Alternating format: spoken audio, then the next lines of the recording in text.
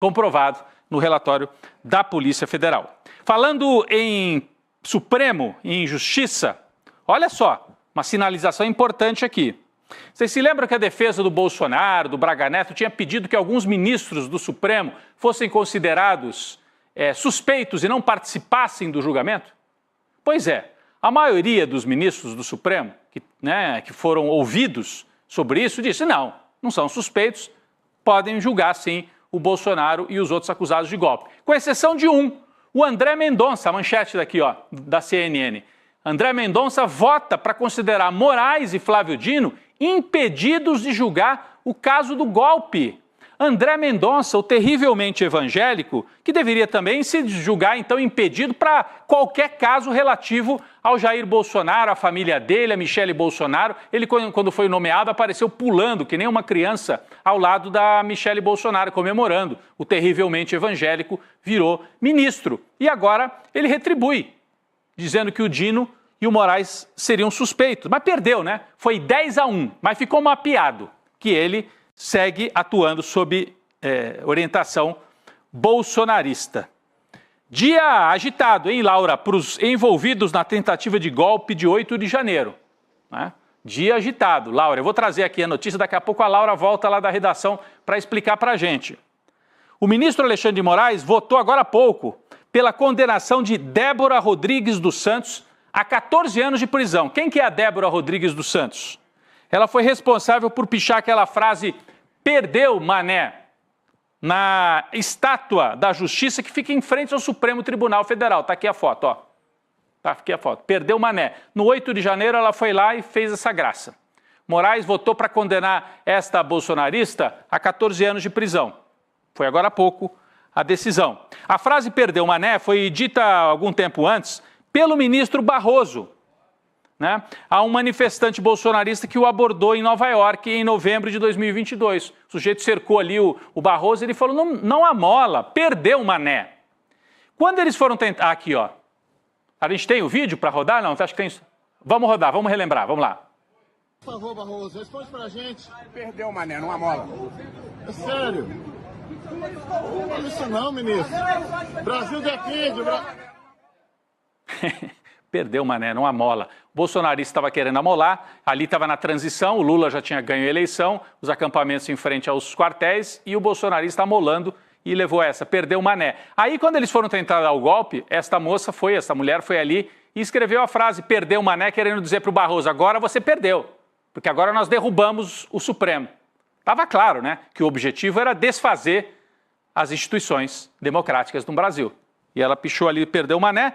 14 anos de prisão. Quem é que perdeu, mané? Né? Laura, explica melhor pra gente esse primeiro voto do Alexandre de Moraes que pode levar à condenação desta mulher que pichou a frase lá em Brasília. Rodrigo, a Débora, vale dizer, ela já estava presa preventivamente desde março de 2023, depois dela ter sido capturada pela Polícia Federal em uma das fases da Operação Lesa Pátria. A Débora Rodrigues, ela é culpada de 5 crimes, a gente tem uma arte aí para colocar na tela: abolição violenta de Estado Democrático de Direito, golpe de Estado, dano qualificado, deterioração do patrimônio tombado e associação criminosa armada. Ela chegou, Rodrigo, a escrever uma carta pedindo desculpas para Alexandre de Moraes e foi lida durante uma audiência do seu processo. No texto, ela afirmou na época não sabia da importância da estátua e pediu desculpas à nação brasileira como um todo pelo ocorrido, Rodrigo.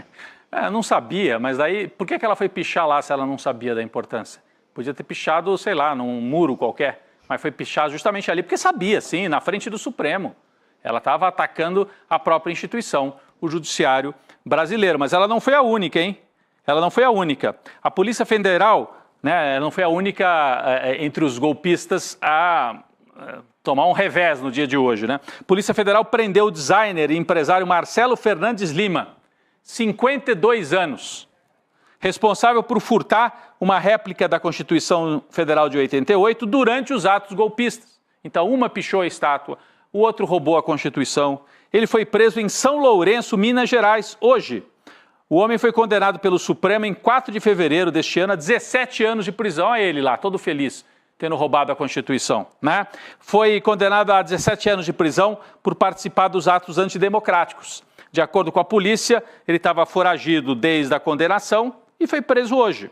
Além de reclusão, detenção, Marcelo Fernandes deve pagar de forma solidária com outros condenados uma indenização que totaliza 30 milhões de reais.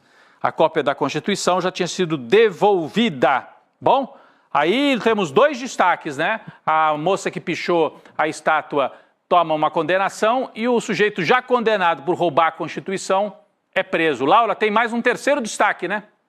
Eu vou trazer um destaque um pouco diferente aqui para vocês. É um levantamento feito pelo jornalista Fernando Molica, publicado no site Correio da Manhã.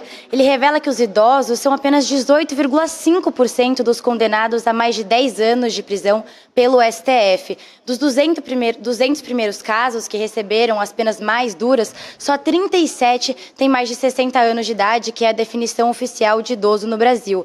Só que só um deles, que é o Júlio César Ciscouto, tem 75 anos. Ele foi condenado a 14 anos de prisão, mas está foragido, Rodrigo. Não, isso é importante, esse levantamento feito pelo nosso colega Fernando Molica, aliás, foi meu colega, um grande jornalista lá do Rio de Janeiro, porque um dos argumentos do Bolsonaro é, coitados, uns velhinhos com a Bíblia na mão. Acabamos de mostrar aqui. Vocês viram os dois de hoje? A mulher, a Débora, que pichou a estátua, não era idosa. E o outro, que tinha roubado a Constituição, vocês estão vendo aqui na tela algum idoso aqui? Não. Então, o levantamento mostra que esta é uma fábula, mais uma contada pelo Bolsonaro, 18% só dos condenados com as penas maiores inclui pessoas de mais idade, levantamento do Fernando Molica. Vamos trocar de assunto aqui. A Justiça de São Paulo bloqueou 245 mil reais das contas do quase 246, né? Arredondando, dá quase 246, das contas de Pablo Marçal, em razão de uma dívida com o Banco Safra. Mas ele não ensina as pessoas a ganhar dinheiro? Aí não paga a dívida? Eu acho que é por isso, então. Uma forma de ter bastante dinheiro é não pagar as dívidas. Aí sim, né? Só se for isso. Ele nega ter qualquer relação com esta empresa. Laura, o Marçal está condenado, é um sujeito que gosta de falar que é próspero, rico. Ele afirma o que sobre essa condenação? Rodrigo, esse bloqueio atinge as contas da Escola Elementar e Fundamental, que fica localizada em Alphaville, aqui em São Paulo, da qual o Pablo Marçal é sócio desde junho de 2023. A princípio, o processo foi aberto contra a Escola Pichotinho, que pertence a outros empresários, em razão de um empréstimo bancário realizado em dezembro de 2020. Só que a Justiça determinou que o bloqueio das contas da Escola do Marçal é por considerar que essas duas empresas faziam parte do mesmo grupo econômico. Só que o Marçal ainda pode recorrer à decisão e ele não se pronunciou, Rodrigo.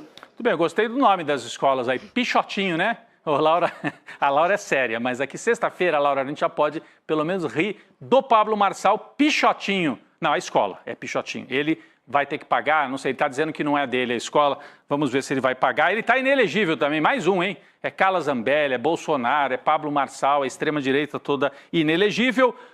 Para completar, o ministro Alexandre de Moraes votou para manter preso o ex-deputado federal Daniel Silveira. Esse pede, né? Ele pede para sair, quebra a tornozeleira, se rebela e só piora a vida dele, né? O plenário virtual da Corte está analisando o recurso da defesa de Silveira para que ele retorne à liberdade condicional. Atualmente ele está em semiaberto. Silveira foi condenado a 8 anos e 9 meses de prisão em 2022.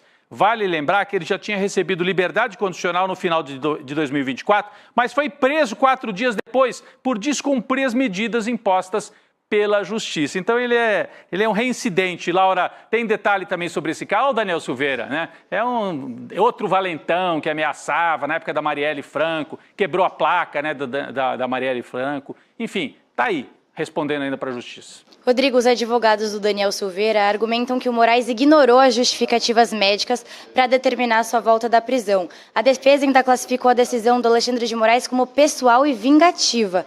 Só que um relatório da Secretaria de Administração Penitenciária do Rio de Janeiro mostra que o Silveira chegou a ficar quase 2 horas num shopping numa cidade vizinha, enquanto ele estava aí incondicional. Só que para o Moraes isso reforça a inexistência de qualquer problema sério de saúde, como foi alegado facialmente pela defesa. Até a última atualização, só o ministro Alexandre de Moraes tinha votado, mas o julgamento segue em plenário virtual até a próxima sexta-feira, dia 28, Rodrigo.